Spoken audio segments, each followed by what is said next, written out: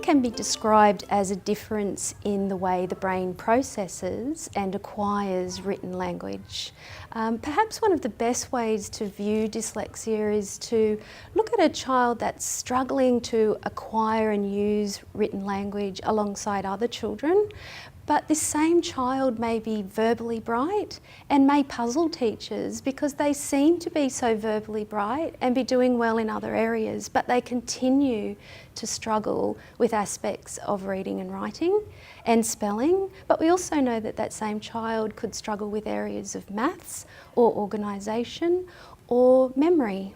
So dyslexia can and does affect more than just reading, but we particularly see early on these children struggling with learning to read and spell.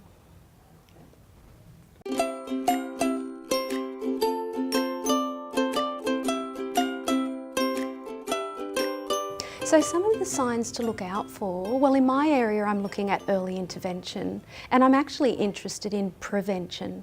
And when we're looking at preventing reading difficulties, we're looking at working in oral language first, and we find that children who may be at risk have difficulty hearing sounds within words, and we're talking about spoken words.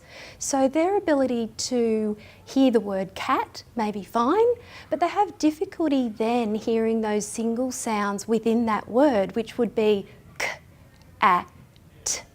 And this can be identified through simple tasks before they're even introduced to what we call the alphabetical principle, which is when the letters come into place. So again, looking for dyslexia, it's going to change across the grades, but in my area of work, we're looking at preventing the difficulties, and we're looking at phonemic awareness, and then how these children then go on to learn to put or map those sounds to symbols when they start to read. And obviously they will struggle in that area of being able to go on and crack that written code, despite the difference if somebody picks that same book up and reads to them, that they seem to have no problem with what we call listening comprehension.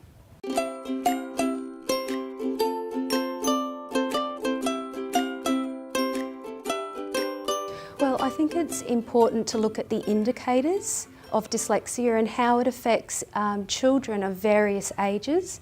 And parents can go to the Australian Dyslexia Association site and they can have a look at the indicators that may appear along the continuum of the grades. So if they've got a young child, there may be some indicators, some behavioural indicators there that may help them start to narrow down whether dyslexia is an area that they need to explore.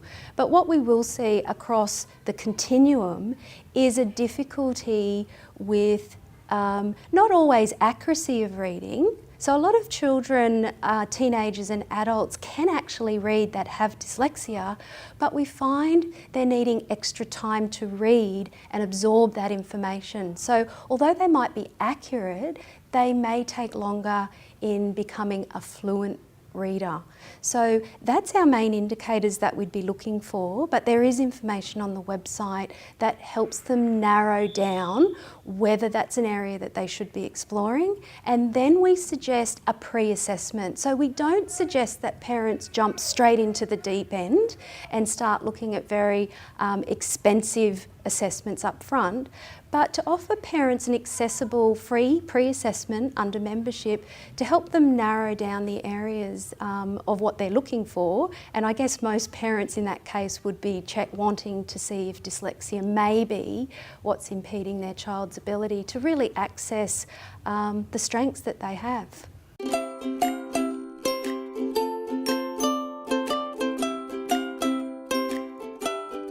Yes, I think there's a lot that we should be expecting schools to be doing. First of all, I think early is very important.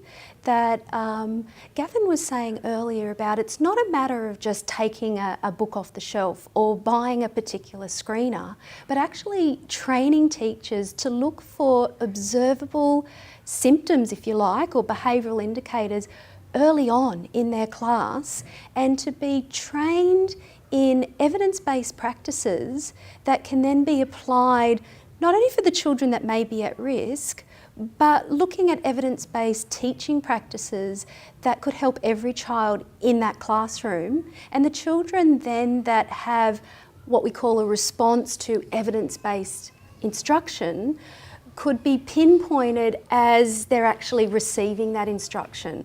Rather than the other way around, where we're hoping that one particular testing tool is going to, enlighten us and raise red flags. I think we need to get in and teach using what we know about scientific principles and seeing how children respond before we start becoming alarmed.